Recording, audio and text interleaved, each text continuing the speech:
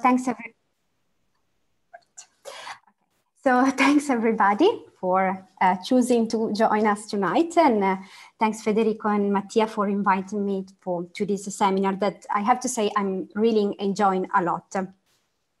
So last week, Cristiano Viglietti gave a fascinating talk about the use of cattle and drones in the calculation and payment of fines. He got us all acquainted with some of the earliest narratives of punitive practice in archaic Rome. Today, I'd like to move a bit forward with this talk in the timeline of the Republic and explore other accounts of financial penalties. Now, it goes without saying that private property was a central feature of Roman society. Think about the number of words employed in Latin texts to describe private property. There is, of course, the word res, which in the Corpus Juris Civilis is used most of the time within the sphere of the economic exchange and evaluation. And this is not me noting this for the first time, but it's the incipit of a famous essay of, by Ian Thomas, La Valeur des Choses. But then we have many other Latin words that describe private property. We have familia, res familiaris, fortuna, pecunia, patrimonium, possessio, bona. So a lot of different words. I have never done any kind of systematic investigation of the use of these words, and I'm not aware of any recent work, but I think it would be really interesting to do a work of this kind, especially with Cicero letters, when we actually find all these words employed differently. And so, in a democratical society, when property effectively measures the suitability of each individual to serve the army and compete in the political arena, financial penalties must have played a crucial role in either discouraging or effectively punishing offenders.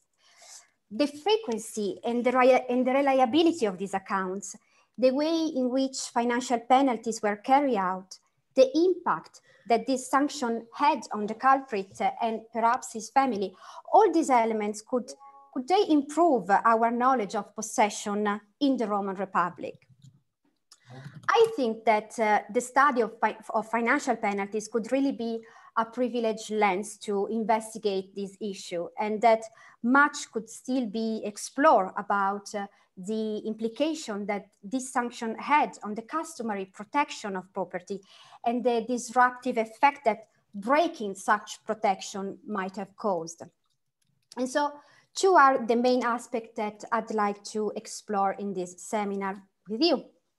The first one is the use of deterrence, the social and economic power of deterrence in the Roman practice of crime prevention.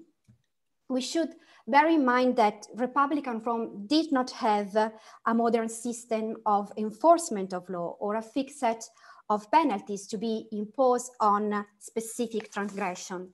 So the fear of being caught, the way in which these penalties were threatened are all key elements to understand the aim of financial penalties in the Roman Republic. And the second aspect that I'd like to discuss with you is that is the general reluctance of imposing full confiscation of property that emerged from a survey of the frequency of such penalties. And so some clarification before starting for those who are not familiar with the functioning of financial penalties in the Roman Republic. Now, I might sound maybe obvious and say things that you know very well, but I prefer starting from the basics rather than talking nonsense for all the meeting and the seminar.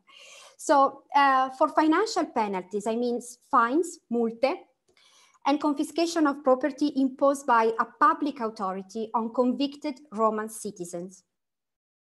Fines seems to have been a common means of punishment in Roman Republic, and they are well attested in both literary and epigraphic sources.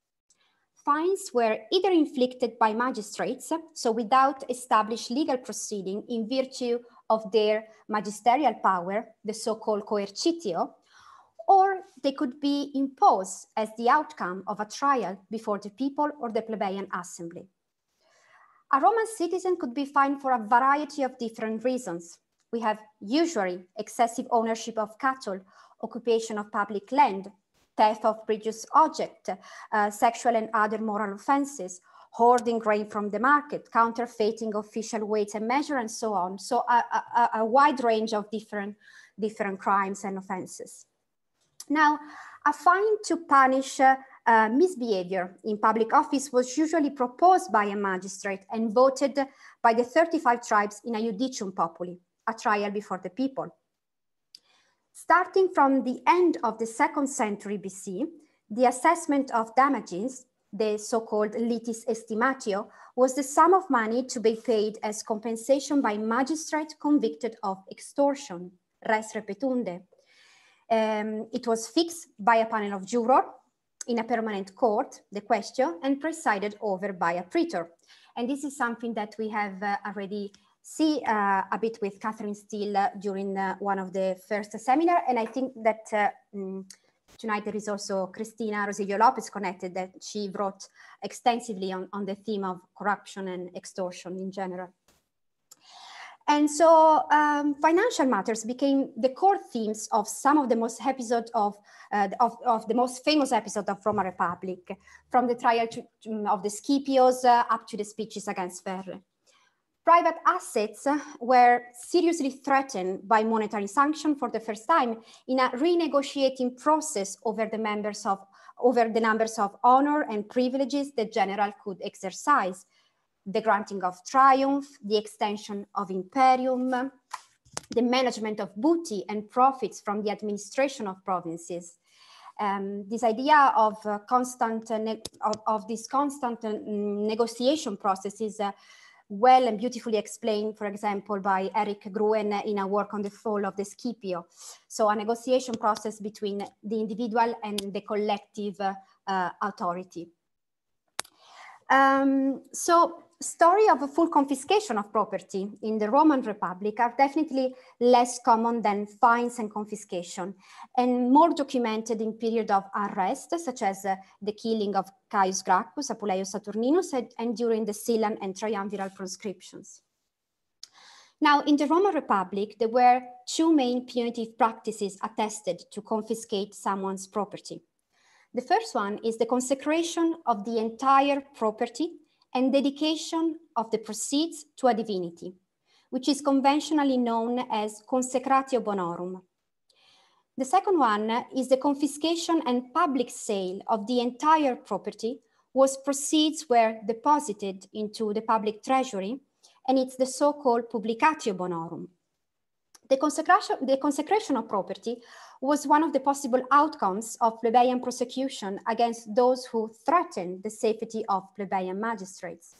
But the outcome of these two procedures, so the outcome of a public confiscation of property and the consecration of property, from a legal point of view, are similar in the sense that to confiscate something, making the property public and selling it, or to consecrate a property to a divinity, does not make much different in legal terms in terms of the outcome.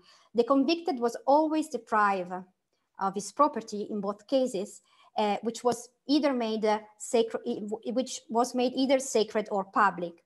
And so the main difference, which always seems to be in between the public and the private sphere.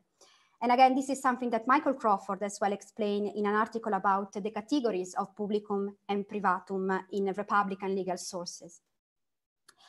So after this short introduction, let's start to look at the first item of my handout, which I don't know why I cannot, okay, yes, okay, yes. So the first item is a fragment of Varros Antiquitates Rerum Humanarum, and is a fragment reported by Donatus in his commentary on the Eunuchus of Terence. And it deals with the etiology of the Macellum, the oldest food market known in the city of Rome, and the etiology of the Forum Cupedinis, a nearby market of delicacies. Now, the text says, as you can see in the PowerPoint and in the handout, that two robbers, Numerius Equitius Cupes and Manius Macellus, because of their acts of banditry, were sent into exile, their houses were demolished, their property confiscated, and the stairs of the temple of the Penates were built out of the proceeds of the sale of their seized properties. The Latin text says, is in exilium actis bona publicata sunt, edes ub habitabant dirute eque e a pecunia scale deum penatum edificate sunt. So on the spot where their houses stood, there was a food market. And so it was named Macellum after Manius Macellus. And similarly, the Forum Cupedinis was named after Numerius Equitius Cupes. So the historical context of this episode is, of course, highly suspicious and uncertain. Varro himself, in the De Lingua Latina, gives alternative etymologies for these two markets. Macellum could have derived from the Greek macellum, and Cupedinis from cupiditas. The cognomina Macellus and Cupes have been early dismissed as unhistorical by Munzer and De Santis. Festus, you have the passage of Festus in the handout, suggests that these two robbers were punished by the censors. The story could have been a later addition to justify perhaps the reconstruction of the Macellum by the censors Marcus Aemilius Lepidus and Marcus Fulvius Nobilior in 179 BC. It could have been a way to explain the subsequent expropriation of houses carried out in the area, an area that was turned from private into a public space. But despite the historical reliability of this story, what is significant for this discussion is that Varro describes an important punitive practice with clear social and economic implication that left visible traces in the urban landscape. The name of the two markets on the site of their demolished houses and the financing of the stairs of the temple are both attached to the memory of wrongdoers and must have served as a powerful deterrent to discourage misbehavior. And indeed, the idea of discouraging an individual from inappropriate behavior by fixing his memory in a public space is a fundamental feature of all the so-called memory sanctions. And if you think about the history of Roman Republic, the history of Roman Republic is full of demolished houses, from Livy's account of the Advocatatoris Regni to Cicero's house on the Palatine. So the demolition of house is a key element in all this narrative of punishment. And this has been shown in the works of Mustacalio, Harriet Flower, Matthew Roller, and many others. But the story of Cupes and Macellus shows not only that their demolished houses left a memory of their offenses. It is also the financial penalties itself that was somehow made visible, and thus it was used as a deterrent. And to make this argument even clearer, we are lucky to have an epigraphic testimony of this practice directly from Rome. So many of you might recognize this beautiful spot of Rome. When I'm feeling very sad during these days of COVID restrictions, I imagine myself wandering around the street of Rome and I feel immediately better. So let's look at this picture. And it's the Theatre of Marcellus on the left. And at the center, you can see 3 columns, which is what is left of the temple of Apollo Sosianus, named Sosianus after Sosius, the name of his restorer under Augustus. But below this temple, so below the temple of Apollo Sosianus, there is a fragmentary inscription, mosaic inscriptions, which belongs to the pavement of an earlier construction stage of the temple, which at that time was known as the temple of Apollo Medicus. These inscriptions was discovered in 1930. And this is an original picture of the discovery of the mosaic. But during recent restoration works of the temple, archaeologists have been able to uncover these inscriptions once again and take more pictures. And this is a recent reconstruction of the picture. Now, the inscriptions, as you can see, runs along what was probably the longest side of the rectangular room on the pavement in a central position and within a framework of black tesserae. And it says, Aidiles curules multaticod, dedere, so the syncopatic form of dederunt, estem probaverunt. So the curule edile bestow and also approve from the money collected from fines. Unfortunately, if you compare these two pictures, so the first one with the one below, you can see that the archaic ablative multaticode today is basically, it disappeared. So basically, we can reconstruct the inscriptions from the first picture took in the 30s. So it's plausible that these inscriptions was conceived to be the emblem of the mosaic composition and that the pavement itself was the object of the dedication. The pavement was probably built with the fines collected by the ediles.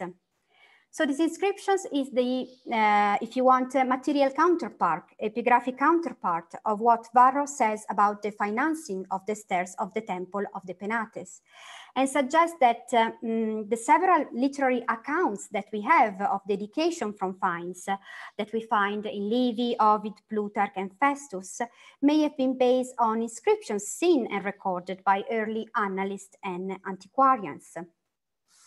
According to these literary sources, at least 6 temples at Rome, some stretches of the Via Appia, and several valuable objects were sponsored by fines.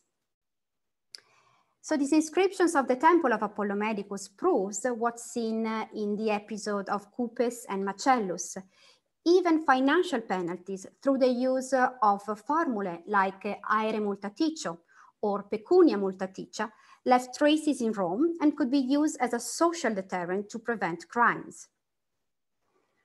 But on the other hand, the use and effectiveness of deterrence in Roman punitive practice can be also observed, I think, by looking at the amount of fines that we have, through which we can effectively measure the economic impact that this sanction had on the individual.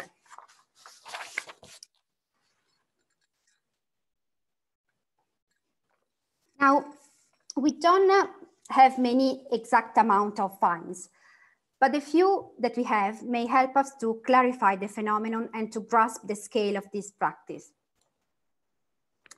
And so I gave you 2 examples in the handout. The first one, number 3 in your handout, is the fine imposed on the consul Publius Claudius Pulcher in 249 BC for the loss of the fleet in one of the first sea battles of Rome at Drepana against the Carthaginian fleet led by the general Aderbal. Now, soon after his defeat, Publius Claudius Pulcher was recalled at Rome by the Senate to name a dictator, and then was summoned to trial before the Comitia Centuriata on the capital charge of treason per duello. The first hearing was interrupted by a storm, but the tribunes indicted him a second time and eventually condemned him to pay a fine. As you can see, multa irrogata populus eum damnabit. Now, evidence for the fine imposed on him comes from Polybius, who simply states he was heavily fined, full stop, and from the Scholia Bobiensia. According to the Scholiast, so the passage that you can see in the PowerPoint, the tribunes of the plebs Publius and Caius Fundanius condemned him to pay a fine of 1,200,000 liberal asses, ais grave, allegedly calculated as 1,000 asses for each ship lost. So a sort of compensation calculated on the number of ship lost in the battle. One of the prosecutors of Publius Claudius can be identified with Gaius Fundanius Fundulus, the edile that together with Tiberius Sempronius Gracchus had condemned Claudia, Publius Claudius' sister, to pay a fine of 25,000 liberal asses because of her arrogant words towards the people. So you have the passage of Claudia's fine in the PowerPoint and in the handout. And again, you can see that the 2 plebeian edile that imposed a fine on Claudia for these arrogant words. So another possible offense in Roman Republic. So there is, of course, an important political dimension behind these narratives that I'm not fully considering. Peter Wiseman had shown years ago to what extent all these episodes are also well-known testimonies of the old-style annalistic tradition against the gens Claudia. All these episodes are of course, deeply interconnected to each other. But what I'm interested to explore here, it is the significance of such numbers. To understand better the importance of these figures, we may compare these amounts to the census qualification of the prima classes. And to do this, I'm using Rathbone reconstruction of census level of the time. So if you don't agree with it, with these reconstructions, you can ask him and discuss this at the end of the seminar. So between the 3rd century and 212 BC, so before the conversion into sextantal asses, the census level would seem to be calculated and expressed in liberal asses, so in ice grave.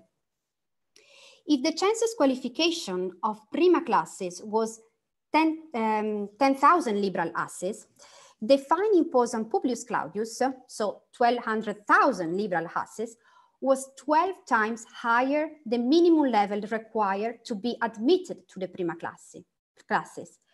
And so similarly, we can compare Claudia's fine. So similarly, Claudia's fine was 2.5 times higher the minimum level required to be admitted to the prima classes. So the comparison between amounts of fine and census levels, even if it's just a very simple and quick comparison, tell us a number of important things. So census qualification are an effective benchmark to gauge the size of monetary sanctions. Fines are generally multiples of the current minimum census level of the prima classe. This also implied that individuals hit by such penalties were members of that class. And indeed, amounts of fine may indirectly reflect the highest census ranks, which are usually, due to their importance, the best documented census levels in sources. And as Rathbone notes, not only fines, but also amounts of reward and taxation would seem to follow this pattern. So perhaps it is too stretched to say that amounts of fine were specifically calculated to threaten a social and political downgrade of the convicted. But such high figures may simply be conventional representation of high numbers, but still this number would seem to show that the level of the census were used to measure, were used to calculate and evaluate the amount of fines. Now, as you all know, the census operations were functional to carry out military, voting, and taxation duties. And it is not by chance, I think, that one of the few surviving epigraphic attestations of full confiscation of property is predicted against those who evaded the census in the charter of the community of Bantia, which is in the PowerPoint and is item number 5 in your handout. Now, the charter of the community of Bantia was inscribed in the 90s BC. The dating is still debated. It was inscribed in Oscan, but was clearly drawing on the standard charter of Latin colony founded by Rome. And this is why in the PowerPoint and in the handout, I gave you the Oscan and the Latin text to give you a sense of the way in which the Oscan text is following Latin legal formulae. So the text says that if anyone shall with wrongful deceit not have come to the census and is convicted of that, he himself should be flogged in the comitium, and the whole of his estate is to be sold, and the whole of his property which shall have been his and which shall not have listed is to be made public. Now, as you know, in the earliest stage of the census, the military gathering of male citizens classified according to their property and the recruitment to military service were clearly part of the same process. So failing to register at the census and to respond to the levy were two acts of civic and military disobedience deeply interconnected to each other and punished with the same degree of severity. Elio Locascio has recently discussed this crucial passage of the Lex to clarify the reason behind the prescriptions of such harsh penalties. According to Locascio, by reviving the prescriptions of severe penalties adopted by Rome against those who evaded the census, the community of Bantia was imposing specific military obligation to face potential Roman attack during the social war. And so I think it's extremely intriguing what's happening here. So a community that was potentially facing Roman attacks chose to adopt the same severe penalties that were applied by the Romans against those who evaded the census and the levy. Penalties for such offenses, so for the evasion of census and for basic draft dodging, are attested only in the earliest narratives of the Roman Republic. So we have Livy and Dionysius recording punishment for these offenses. But again, I think that with this lex, we have another epigraphic counterpart that indirectly mirrors what was happening at Rome in earliest time. And so I think this is very, very important to understand the deterrence both in social and in economic terms. Now, the second part of this seminar, and the second aspect that I'd like to look, is the general reluctance of imposing full confiscation of property. And it's something that we can see in literary sources in a variety of different contexts. What I'm going to do is to give an overview of some cases, and I apologize from the beginning if I don't pay the necessary attention to the political complexity of each case. But what I'd like to propose here is that throughout all these narratives, there seems to be a consistency in the Roman attitude of not intervening on private property except for very exceptional cases. So this is the reason of the following excursus that, I mean, I will jump from military defeat to senatorial debate, but I hope you can understand. So such exceptional cases, so cases in which we see full confiscation enforced, were usually civil conflicts. And as I mentioned briefly in the introduction, records of confiscation of property inflicted on Roman citizens are recorded after the killing of Caius Gracchus, Fulvius Flaccus, and their supporters. But it's only with the Sylan proscriptions that we see a systematic use of confiscation combined with a group of other notorious punishments, such as rewards for those who kill and brought the head of a proscribe or disclose information for their capture, punishment for those hiding, helping, or even lending money to them, and a ban for their children to stand for office. And I saw that there's Alexander Tain connected this evening, so he can also contribute to the discussion about proscriptions. So this general infrequency of confiscation and lack of a consistent procedure recorded in literary sources becomes even more evident when we look at other contexts in which we might expect to see the imposition of full confiscation, but we don't find this pattern. So we may, for example, look at the 92 cases of defeated general collected in Nathan Rosenstein's book, Imperatores Victi. Only in a few exceptional cases, defeated commanders were prosecuted, and even fewer were convicted and suffered fines or confiscation. So this is striking if you consider that Athenian generals were frequently prosecuted and convicted for their failures. Even defeated Carthaginian generals could be exiled, fined, put to death, and even crucified. So the case that we have just seen, the case of Publius Claudius Pulcher, seen above, is one of the few exceptional cases of this kind. Defeated Roman generals could be harshly blamed in public for their defeats, but were not deemed liable for their failure. And so full confiscation or fines were seldom employed to punish them. And interestingly, this pattern can also be seen in some of the fictional speeches that we find in the works of Dionysius and Livy. And I give you just a couple of examples. So the first example comes from Livy.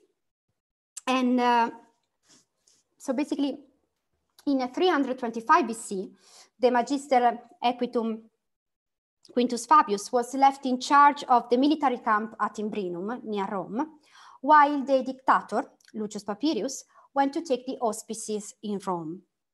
Quintus Fabius undertook a military operation without the permission of the dictator, which provoked an immediate violent reaction of Lucius Papirius, who threatened capital charge against Fabius. Quintus Flavius fled to Rome, summoned the Senate, and faced Lucius Papirius. Livy makes the father of Quintus Fabius intervene to defend his son. And in the speech, the father, Marcus Fabius Ambustus, recalls many examples of moderation and cooperation by previous Roman generals towards their younger colleagues. Among his thought, Marcus Fabius insists that capital charges were not envisaged for Roman generals, as you can see in the passage number 6. So as to the people who had all power in their hands, their indignation against those who by recklessness or lack of skill had lost their armies had never burned so fiercely that they punished them with anything worse than a fine. A capital charge on account of the defeat had never until that day been lodged against a general, so that the text is clear. And so the speech of Marcus Fabius Ambustus shows that later, perhaps in an analytic writer followed by Livy, the idea that defeated generals should not be liable for capital punishment was a common argument. It reinforced the Roman idea and the Roman tendency to avoid capital charges for military failure, which could have been followed by confiscation. And so you can see, similarly, in the case of, in passage number 7, in the case of Quintus Servilius Caepio, I reported just a few lines from Livy's Perioece. And I reported this short passage to stress again the exceptionality of such punishment in the context of military defeat. So it's a very famous episode. The proconsul, Quintus Servilius Caepio, was involved in a quarrel with his colleague, the consul Gnaeus Mallius Maximus, after they had suffered a severe defeat at Arausio against the Cimbri and Teutones in 105 BC. Now, several sources record Caepio's refusal to collaborate with the consul, although they were both operating in the same territory. And the sources report his disregard of the Senate's legates who exhorted Caepio to work together in the interest of the Republic. Now we know that on his return to Rome, Quintus Servilius Caepio was deprived of his imperium, and he was then prosecuted by the tribunes. Eventually, thanks to the intervention of the tribunes of the plebs Lucius Reginus, Caepio was allowed to go into exile at Smyrna. Now, Livy's Epitomator says that Caepio's property was made public, so bona publicata sunt, and claims that this was the first time it had happened since the expulsion of the Tarquins, which is quite, again, extraordinary. Because as you know, the Tarquins and all the family of the last king of Rome were, according to Livy, also deprived of their property.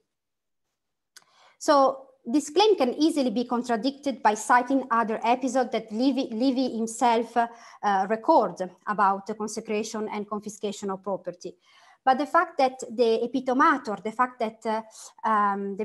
emphasized the novelty of this punishment would rather suggest that such harsh penalties were perceived as exceptional and unusual for generals.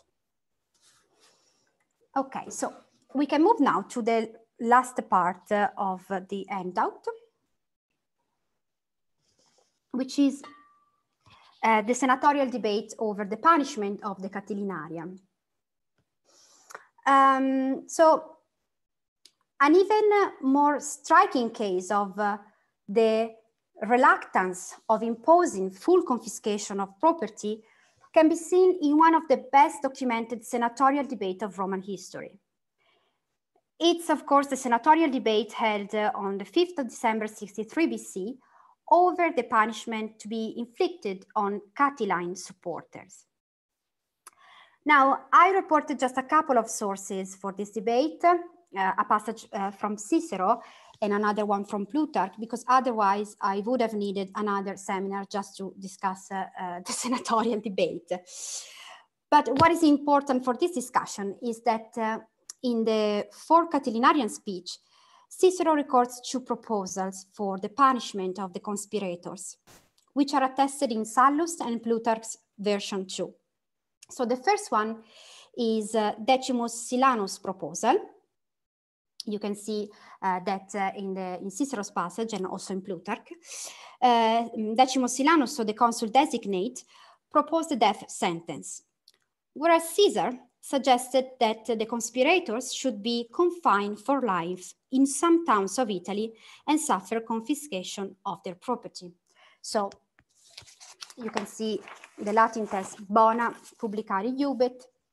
And so basically he proposed vincula, sempiterna, which is something very strange for Roman Republic.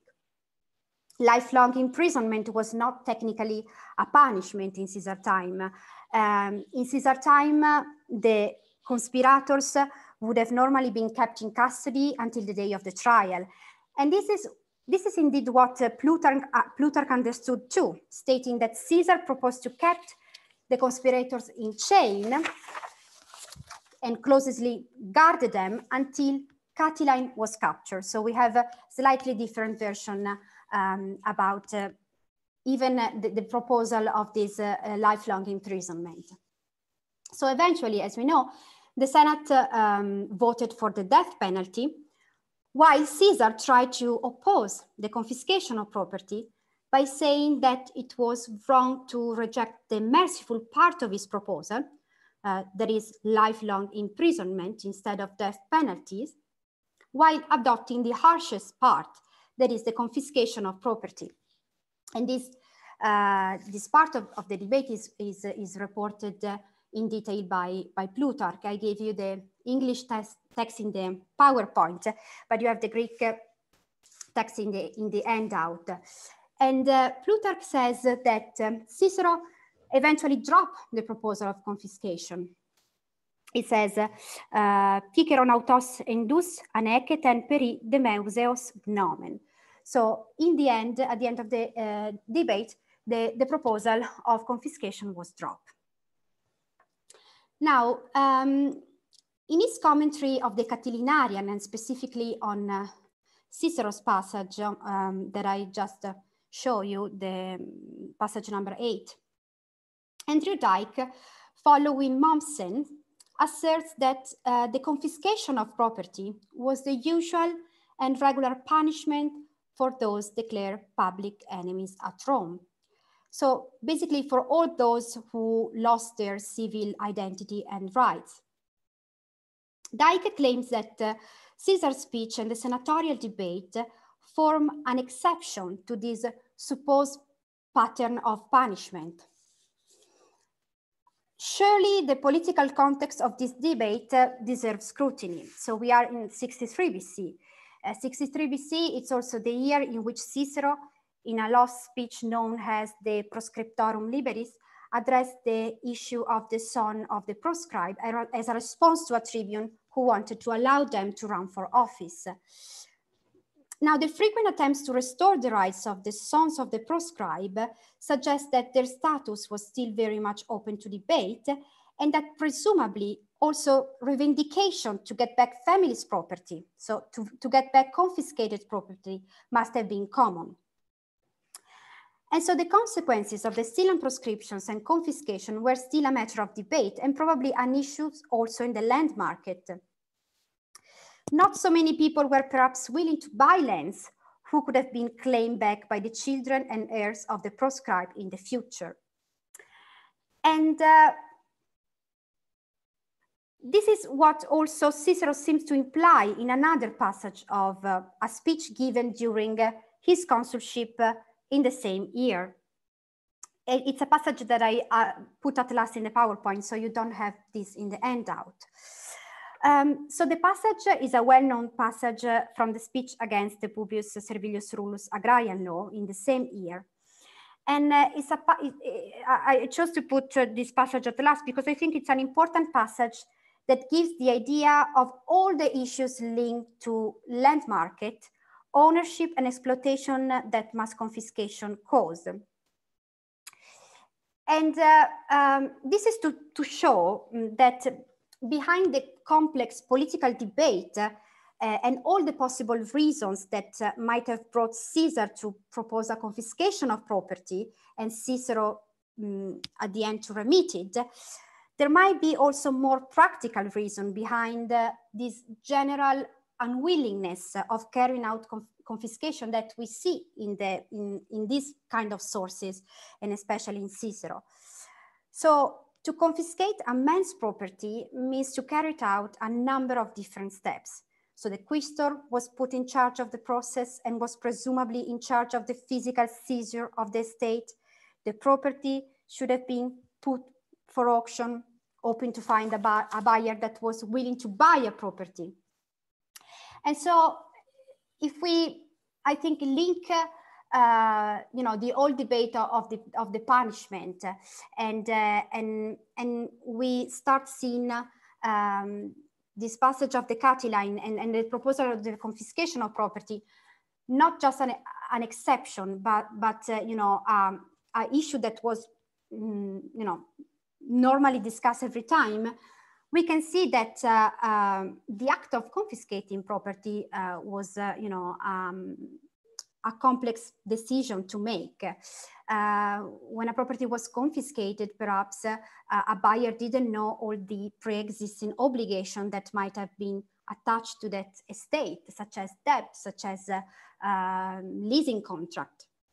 And I think that if we put this in terms of state capacity, so the ability that Rome and its magistracy had to effectively implement coercive and administrative measures, such as the full confiscation of property, I don't think that Republican Rome could afford to look after confiscation and this kind of process on a regular basis. And so, to go back to the idea proposed by Andrew Dyke, which see the senatorial debate over the punishment of the Catilinarians as an exception to what was the standard procedure of confiscating property, I wouldn't be so sure about that. I wouldn't be so sure that confiscating, a property of a Roman citizen was the standard procedure, even when he was declared a public enemy. The existence of a debate of this kind, even if it was, of course, a political debate extremely crucial in the history of the Republic, I think that the existence would seem to suggest that we should not take for granted that the use of this sanction in Roman Republic as a standardized penalty which automatically follow a capital charge. So narrative of punishment should always be assessed with the proper historical, social, and economic context. And even when we are better and well informed about confiscation that were actually carried out, such as in Cicero's house and property of 58 BC, such confiscation don't seem to have been ever put into effect totally. But this is another story. I put a lot of things on the plate. So thank you for your attention. And yeah, that's it. Thank you. Thank you very much, Sofia. That was really a very impressive speech. Thank you. Very, very important. I think there will be a lot of questions indeed. We are used to use the chat to sing in the chat to say, I have a question, or please give me the floor for having a question. So I can see the order of the reservation. But I open the debate, of course. I don't see... non vedo nessuno perché c'è la presentazione aperta. Aspetta. C'è la nuova...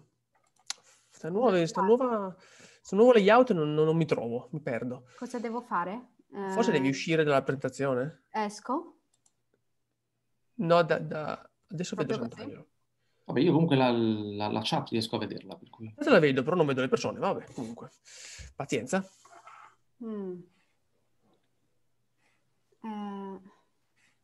Ditemi. Non so. Forse dovrai interrompere da Zoom la presentazione, ma non importa. Stop share. Aspetta, ok. Ok, perfect. Sono un po' impedita, scusate. No problem. Technologically. Historians versus technologies, the same. So, okay. Any questions? Did I scare you? No. Can I ask a very general and generic question? You have quite consistently, and in many ways, I think quite rightly, insofar as I can judge, been concentrating on instances of, well, fines or sort of interventions on the assets of certain individuals. And whilst you have at some point confronted the whole issue of what sort of weight we should attach to the analytic tradition, you have not discussed the evidence for at least late Republican reflection on private property and well, state intervention in that remit. And of course, Cicero is a very big part of that.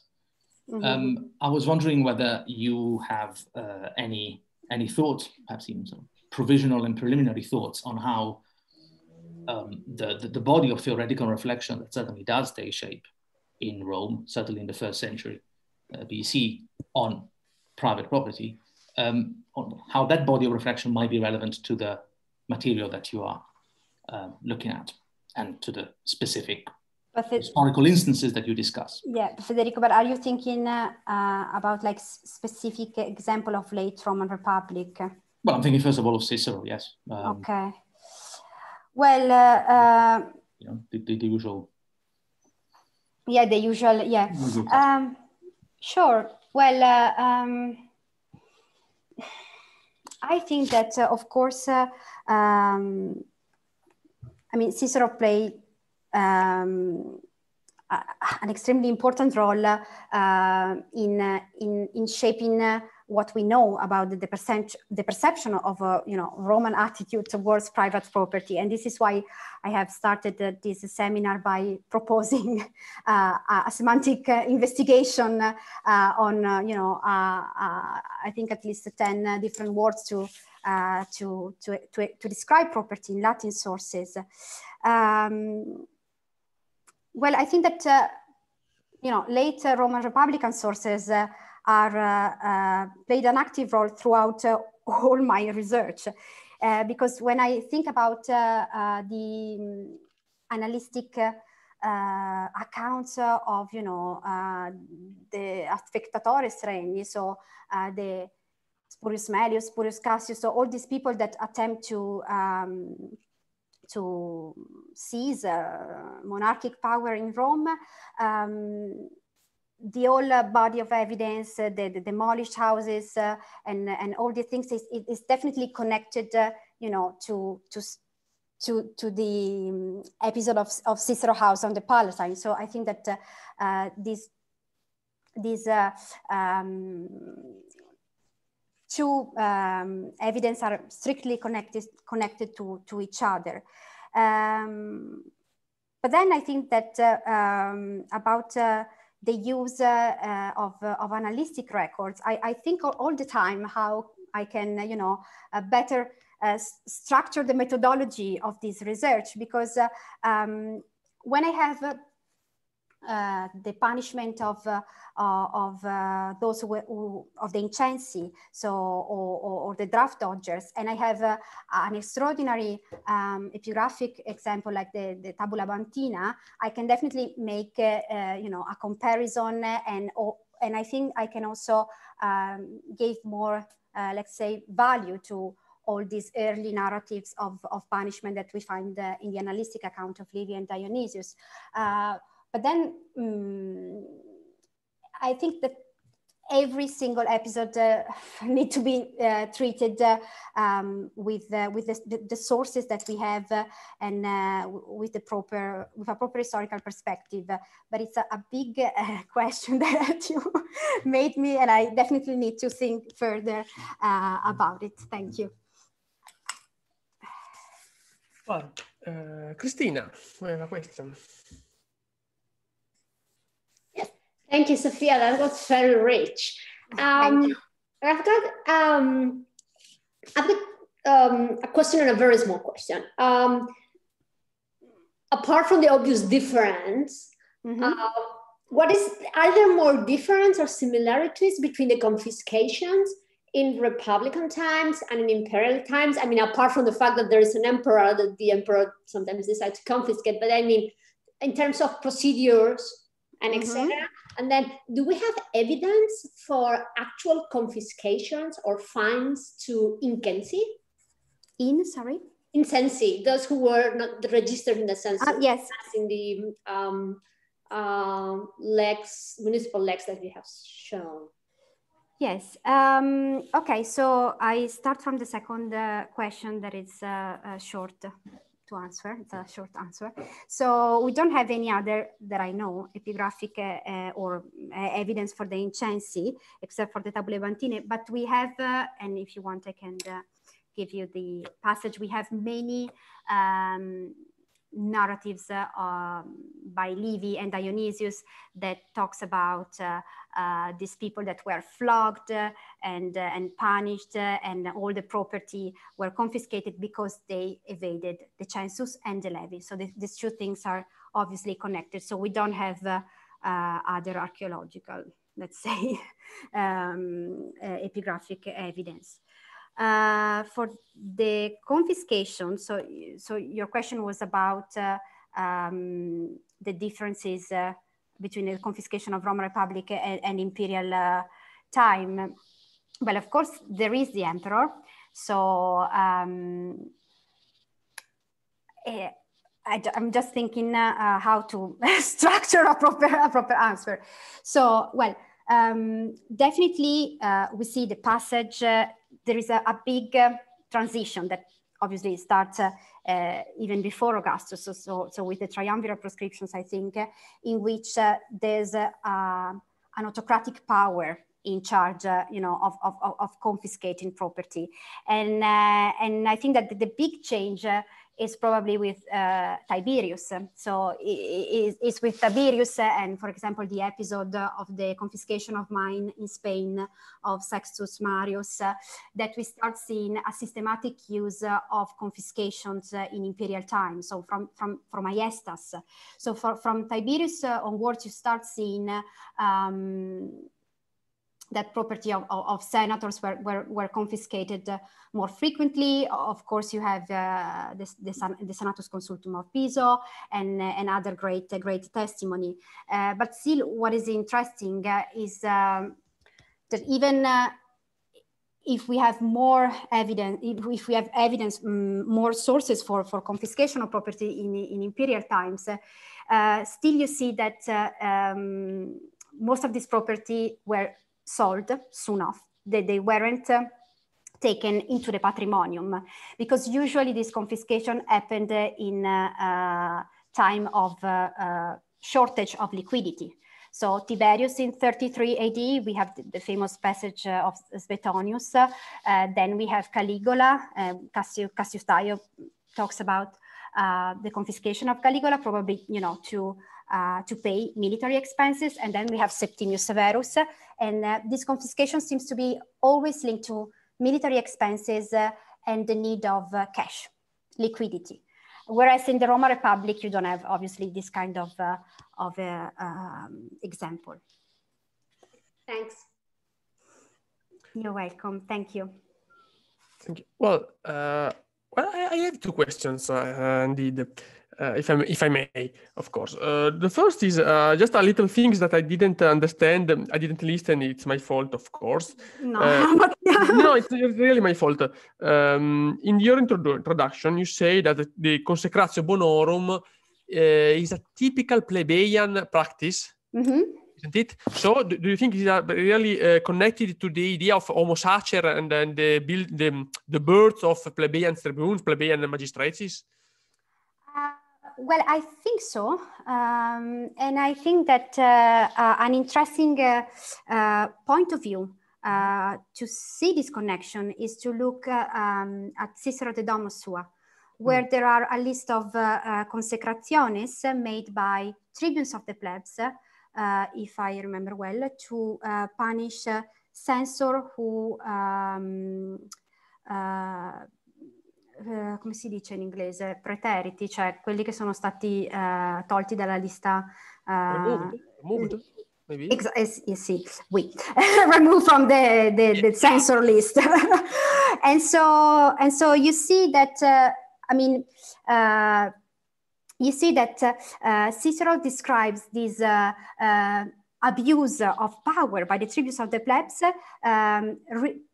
saying that basically the Consecratio Bonorum was reenacted by the tribunes of the plebs as, a punishment. And so to me, it really seems that, from the Leges Sacrate onwards, that it's a punishment that is obviously specifically linked to plebeian punitive practice, to plebeian prosecutions. Thank you. And we have also a question for Federico. But before, just please, a couple of words, because I have a curiosity. What do you think about setting a limit on the sanction, on the penalties? We know that in the late Republic, at least, starting from 2nd and 1st century, magistrate could, or better, should not impose a fine more than half familia, the medium famiglia, more half of patrimony. What do you think about this practice? When you can date back this, or what reasons? Do you have any reflections about? Do you know, I was thinking about that last day, because it's a frequent mention that we have, I don't know, in the Lex Tarentina maybe, or I don't remember Tabula Raclesis. But there is always this reference that fines could be, that a property could be fined up to half of the familia. Yes. I don't know if it has something to do with maybe census practices, or again, just a standard way to measure sanctions. Because again, you see, it's also very common, the use of familia, okay? So it's not, they're not, it's the thing that we were discussing last week with Cristiano, so there is not a specific amount of money. So I don't know if it was maybe referring to really half of the property, so I don't know. A specific amount is is quoted only by Cato in the famous passage. Yeah, so... We say 1,000 things, 1,000... provided that it is not more than half of the familia, but it's very difficult to translate to understand this passage. But I wouldn't know. I was thinking about that, but I wouldn't know how to answer. Yeah, me too. But thanks, because it's something that I have to think about. Me too. Well, there is not an answer. Yeah. Sorry, Dominic. It's your turn, of course. No, I just was interested to know what Federico was getting at. And he's now replied that he says what Peter Garnsey discussed in the Festschrift Locatio, but I'm afraid that's an allusion that's beyond me, because I can't remember what Peter discussed in the Festschrift Locatio. First of all, I'll send the reference round. What I suppose I'm getting at is that the evidence that Sofia has brought to our attention I think shows a rather convincing and clear pattern, which I'm not for a second questioning, and which I think ties in with wider debates, on the one hand, on private property, which is something that clearly Cicero is interested in, but more generally, about the remit of the state, I suppose, and of statual power. And these are ancient debates as well as modern debates, really, on whether we can speak of state and statehood, statualità, Staatlichkeit, in Republican and Imperial Rome. And it seems to me that the pattern that Sofia has shown, well, would be worth discussing, obviously not within the remit of the seminar, in the context of wider debates on what the state can or should do or not do. And I will now dig up the reference for everyone's benefit. You say this in this book? The Roman army? You say the article on the Roman army? I'm thinking of this one, unless I'm completely, yes. It's Peter Ganzi, the late Roman army. Oh, sorry, then it's not in the look. I'll give the right reference in a second, sorry. I think so, yeah. Okay, Lisa. Hi, Sofia. Thanks so much for your paper. I must apologize, I was a bit late. There was a meeting running over. So my questions are really about the second half of your paper, which I found really interesting. And they're twofold. One is picking up from Federico's point. And I mean, I was wondering, right, it seems to be that in the second half, or sort of the middle of the 1st century BCE, it can be debated, or it is a matter of debate in Rome, if and how, what kind of property should be allowed and should be confiscated. And sort of thinking about the analytic tradition, which, just develops around this time, might there not be a way of just reading or trying to fit to or see all this analytic evidence of discussion of confiscations, etc., essentially as a way of participating in that debate, right? And if that were so, right, what do you think, what the positions might be that one could outline, sort of, competing positions with those of Cicero, for example. So, right, this is a question sort of about let's say, the politicization of the habit of confiscating property in the late Republic. My second point is, so I was wondering if you knew that in the Greek world, Emily Mackel is sort of at work, and I think just about to finish a monograph on sort of Greek attitudes to property, thinking a lot about when and how in Greek cities it was okay and all right to confiscate property and what the debates were there. And I was thinking of this project because sort of in light of or in the context of your argument, that there's sort of a certain unwillingness at Rome to confiscate property under specific circumstances. And I was wondering if there would be sort of, a way of throwing that unwillingness, of giving some perspective to that unwillingness, if we actually had a sense of how much property was confiscated in the 1st century BCE, right? So one of the things that Emily's is doing is she's trying to quantify, essentially, right? So what's the, what's the possible scale like of confiscations? How frequently should we imagine that they happened in Greek cities? And we always have scanty evidence, but she's using sort of the methodology for doing sort of probability stuff with scarce data that Miles Levan developed in his 2016 past and present paper. And so I was just wondering if in your work you'd been thinking about sort of these quantitative questions on some level, and where you'd gotten with it. Okay, thanks a lot.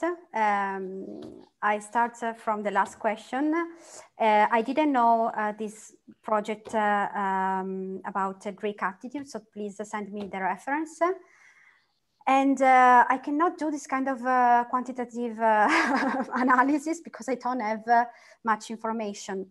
Now, I don't have, for example, think about the confiscated property of the Hermocopidae. You have a stele, you have data.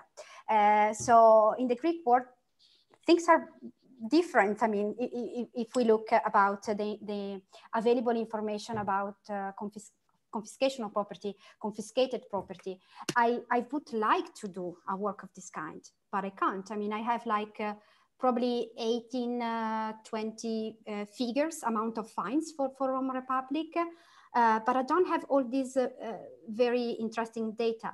And for example, one of the first, and I think it would be interesting because, of course, I mean, it's not just Roman punitive practice. We are in the Mediterranean. And there are, you know, shared punitive practice.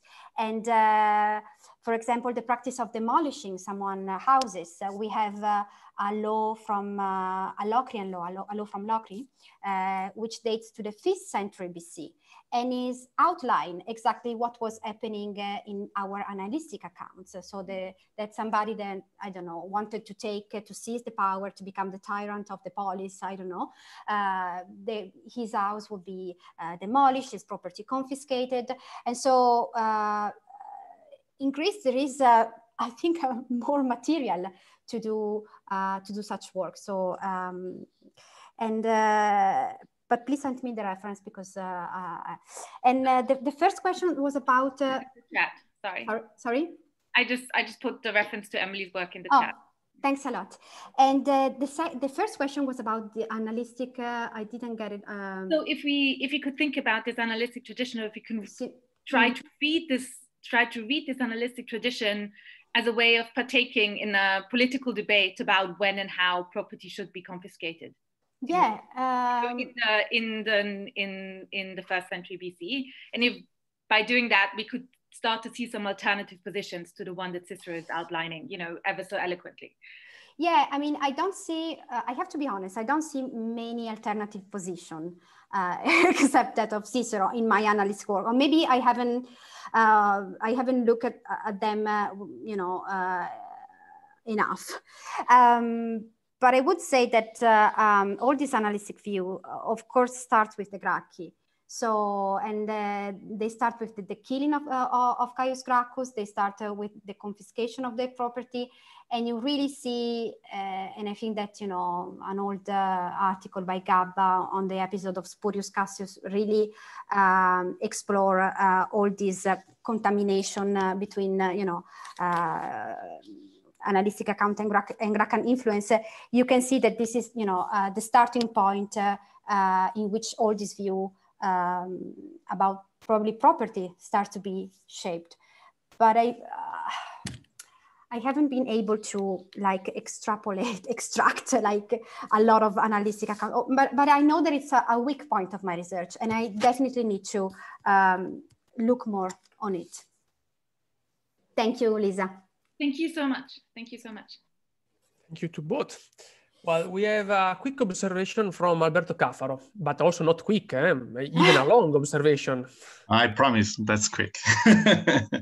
So, first of all, many thanks, Sofia, because your presentation was very interesting and intriguing, and also rich of documents. So many thanks, because it gave me many insights on personal wealth, which is something I'm reflecting upon in the last days.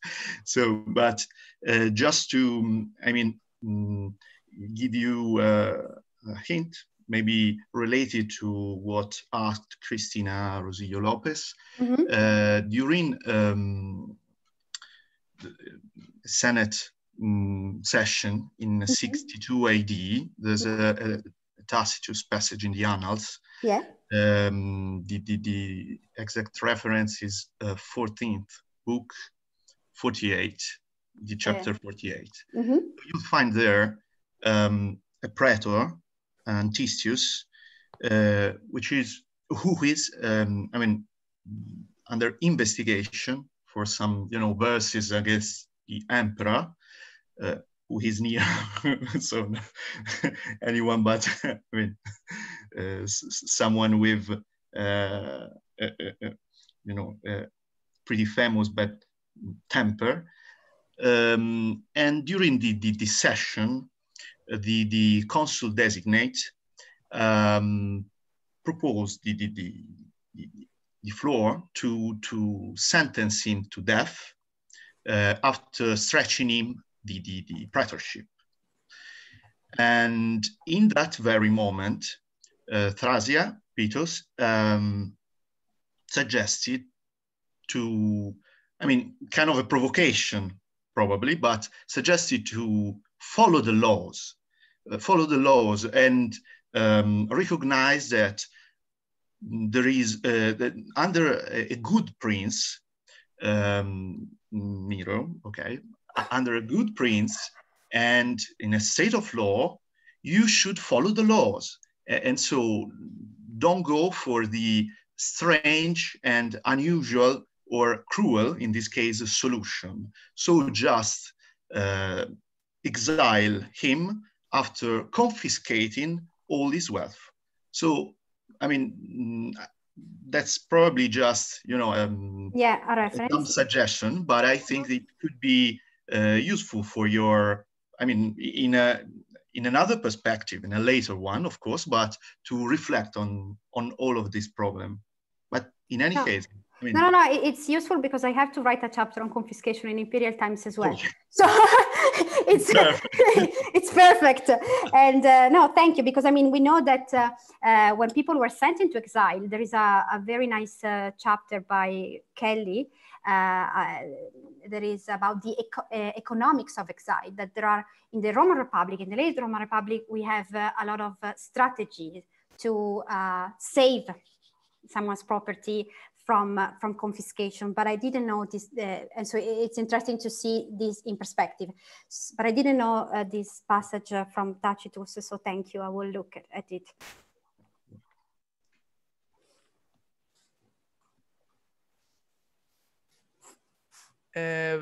Federico has brought in the chat the reference to Gansey text, which is Cicerone Property, which was published in Agricoltura Scambi nell'Italia tardo repubblicana. Okay. All those Edipolia books blend into one, you see. Okay. Yes. I have the both. Incredible. Okay. Other observations, remarks?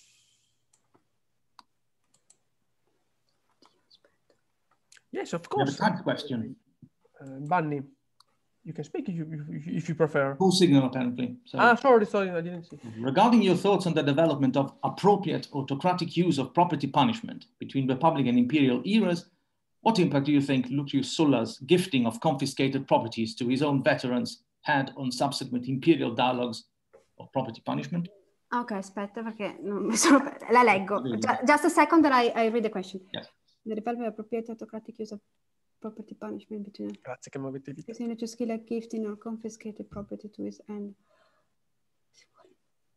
Wow. Well, I mean, I think I have to think about that. Well, sure. I mean, with the Silla confiscation, we start to see, there is, as I said in the seminar, the first break of protection of private property, or at least it's the first historical episode in which we can see a systematic use of this, practice of gifting confiscated property to his own veterans. So it definitely had an impact, but to put this to put the start of this practice in relation to imperial practice and the old development of the gift to, I think I need more time to think about this question. It's very complex. But thank you. No.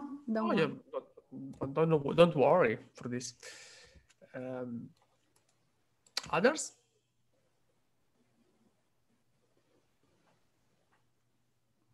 Yes, of course. Tuli. Okay, hello. Thank you so much, Sofia. That was a wonderfully interesting paper. This is maybe a bit tangentially related, but I would be really interested to hear your thoughts, because I'm so very confused when we talk about these Republican census ranks and fine said in, for example, 120,000 IS. So what does it actually mean? How do you actually at this time assess a property of someone at being 120 or, you know, whatever census rank? Because so if your property is probably of land of various types that are different varieties of productivity, you might have houses and property, you might have luxury things, and you know, we know that the censors would list a lot of things with great detail.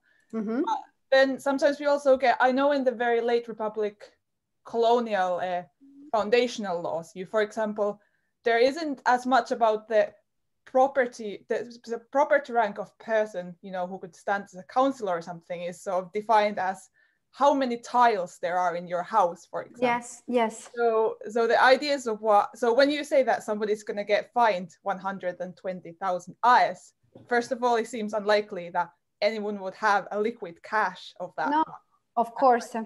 So and I mean, obviously, I'm just, you know, so I don't know. Do you have any thoughts about how would, because you brought about the practicalities, the problem, how do you actually confiscate someone's property? So I'm just wondering if, because obviously there must be a lot of, I mean, you kind of brought it up as well, that, you know, because wealth, your census rank is tied to the state so much, it's tied to your rank. So is the sort of having a massive fine more about just the sort of symbolic act of properly reducing your rank to the lower, and maybe it's not that important that you might not be able to practically ever manage to get the exact amount of 120,000 in whatever form, or I don't know, just... No. And it's an extremely interesting thought, because I mean, well, I think that, you know, these massive figures, these, you know, 1,200,000 fine are of course, as I said, like they reflect probably, of course, the upper strata of Roman society, of course, property. Maybe they were calculated specifically to, you know, for the motion to downgrade the convicted.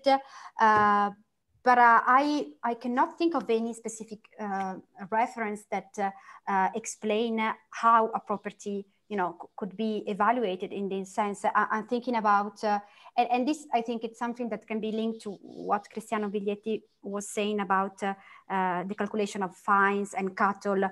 It's a very complex thing to you know, I don't really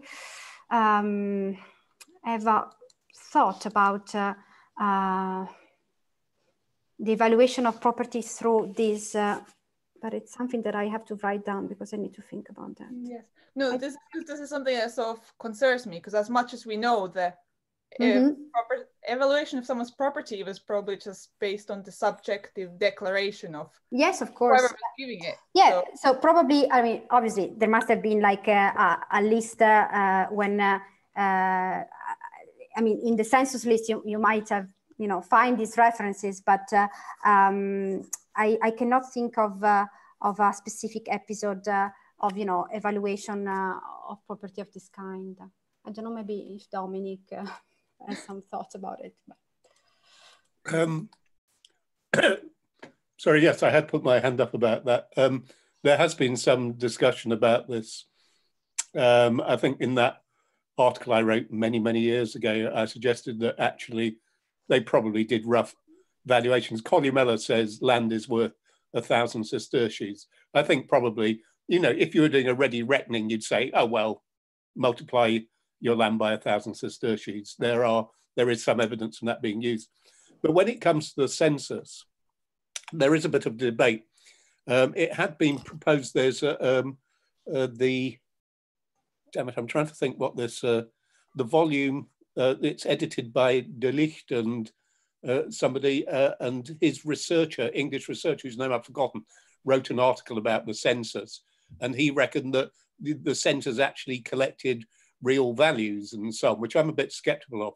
We only have one fragmentary record of a Roman census declaration, which comes from Egypt in AD 47, which is Thomas Papyrus number 6. And I know it because I published it or republished the text. No, and this veteran in Egypt, we've got a bit of, it's essentially, it's a testatio of his verbal declaration to the prefect of Egypt of his his registration for the census of Claudius. And he basically lists his house and gives the value for it. And then he says property and gives the value. And I think that on the whole, you did this. And we also know, and I did actually the other day come across a digest reference to this, that when you're dealing with sons who technically, if their father is still alive, have no property of their own, they are deemed to have the census registration of their father. Okay, so quite a lot of this is notional.